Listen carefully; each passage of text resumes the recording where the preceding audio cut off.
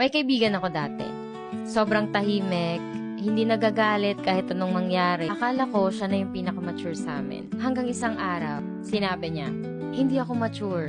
Natatakot lang akong ipakita yung totoo kong nararamdaman. Doon ko na na-realize, maturity, hindi pagtago ng emotions. Ibang usapan yun. Hi guys! Welcome back to the pod. This is once again your online best friend, Agua. And for today's video, pag-uusapan natin ang 5 signs that you're emotionally mature. Unang sign, kapag nagkamali ka, inaamin mo kaagad ng walang drama. Hindi yung sobrang apology na umaabot sa pagsisi sa sarili. Pero hindi rin yung pag-deny or pagsisisi sa ibang tao. Halimbawa, nagkamali ka sa work. Yung immature reaction, magdedepensa or maghahanap ng dahilan. Yung mature, sasabihin niya, mali ko to, aayusin ko to. Tapos, move on.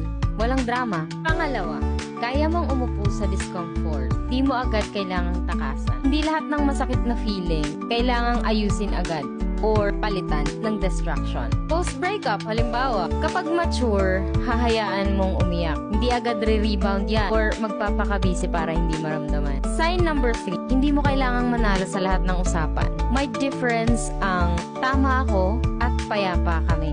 Sa pamilya o relasyon, minsan kailangan piliin. Gusto mo bang patunayang tama ka? Or gusto mo bang maayos? Kapag mature na tao, marunong pumili ng peace kesa sa pagiging panalo. Sign number 4, okay lang magkamali.